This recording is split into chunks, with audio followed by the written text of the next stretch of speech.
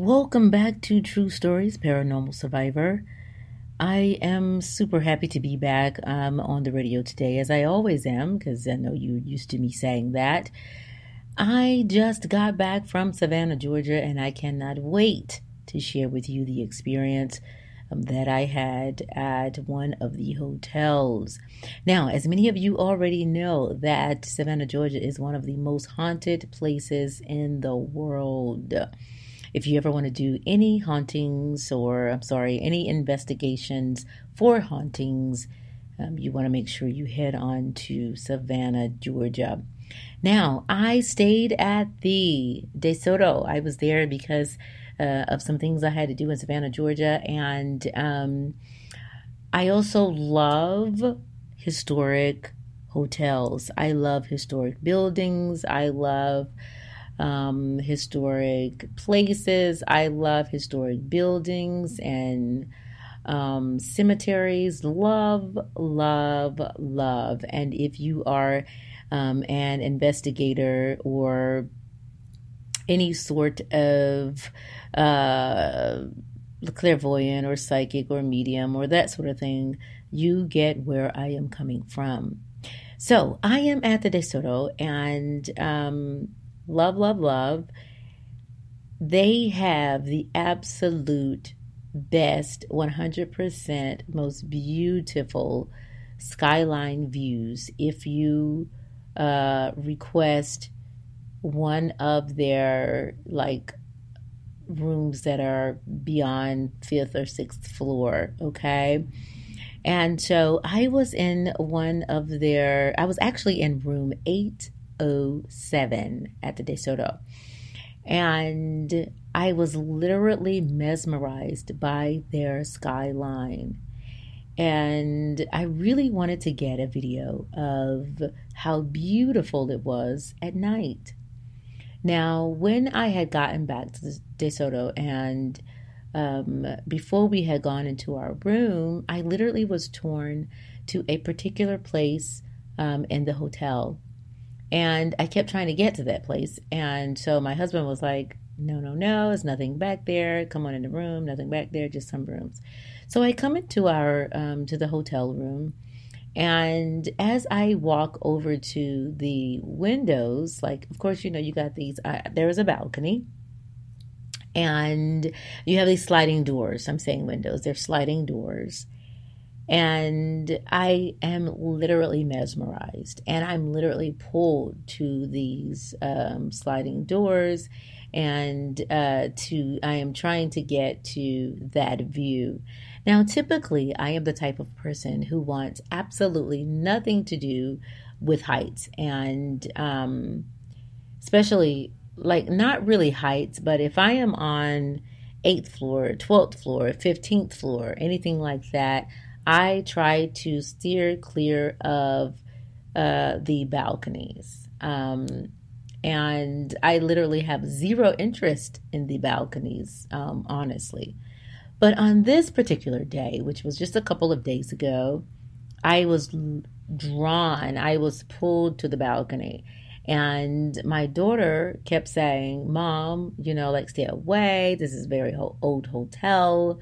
And when I say old and when I say historic, I mean really historic, like B.B. King and a couple of presidents and Elvis Presley have all stayed at this hotel. It's literally 180 years old. So as to be expected, there are a lot of entities and roamings, entities and spirits that could be there at that hotel. But at this particular time, I was not really on an investigation, which I really am always investigating. But I try to separate my investigations from my vacations and family time. But sometimes, my friends, spirit just does not always allow that. Okay? And so you just kind of have to go with the flow. And so I had walked over to the sliding doors, and right as I walked over to the doors, I hear mi amor. It was like mi amor. It was some sort of an accent, very thick accent. And at the time, I was trying to decipher if it was more of a French accent or a Spanish accent. But again, I want to separate my investigations from my vacation time and my family time, so I just try to ignore it. So I'm like, you know what? I'm just going to stay away from the balcony and I'm going to stay away from the windows and not pay anything any attention. But I cannot keep my eyes off of the historic building, which was the church that was across the street. Not really across the street, but it was behind the building where we had stayed. And you can see the chapel's temple area, like the top part of the church. So I was like, I have got to get this. So my friends, I step out onto the balcony and I am recording the skylines and the chapel. And I see drones, which appear to look like drones to me. Now, you will have the opportunity, or you will be able to go to Rashika Roberts on Instagram or Snapchat and view what I am talking about. Now, I see what appears to me to be drones, and so I am literally mesmerized because I don't know if you follow me on Instagram, but I love a busy sky. I love when things are dropping, falling, moving, blinking, turning red, green, or just big giant silver things, whatever. I'm always mesmerized by the skies. And so I'm out there trying to get my videos of just particularly the skies.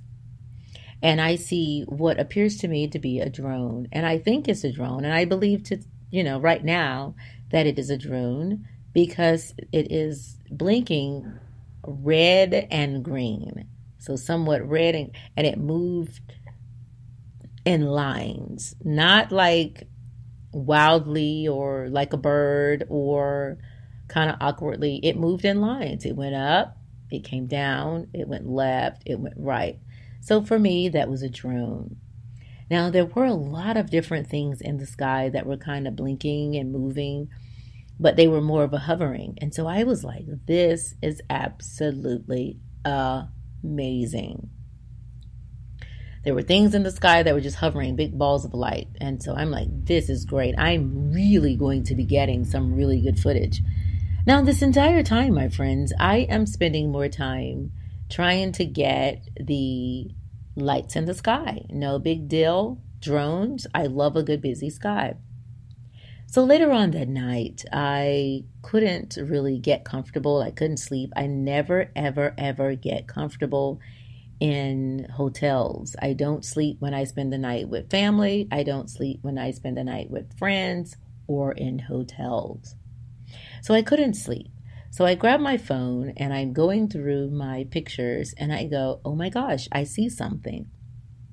Now, I don't really want to give what I'm seeing too much thought because A, I'm tired and I could mistake something for something else. So then I get home and I'm going through the footage and my videos and I want to go, and take a little peek at that picture again. And that's when I noticed something very, very strange. Now, as I, scan my camera over the skyline and all the buildings and the church, and then I go from left, and then I go to the right. I am now still hearing the mi amor sound, still hearing it. And what I do is I'm like, not gonna think about it, but it's more to what I think it is. So I'm looking at the footage and I'm remembering when I was hearing that sound. And there is this big giant, I lied to you not, giant ball of light. It goes from the left side of my camera. It stops in the middle of my camera, goes back to the left, swirls around, and goes to the right of my camera. as I scan the skyline. And then this ball of light goes from the right side of my camera back to the left side of my camera, disappears in the middle. I lie to you not, have no reason to make this stuff up. I will post it so you can see it. It disappears midway the camera as I'm scanning the skies and appears back into my camera on the left side. And as I proceed to just kind of like stop filming, this ball of light tends to come down to where I'm standing and right on to the balcony where I am. Now, my friends, I am a little bit freaked out as I watch what I watch.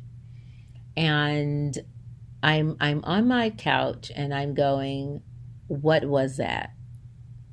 I did not see that as I scanned my camera. I didn't see any birds. Of course, it was 9:38. I didn't see any birds.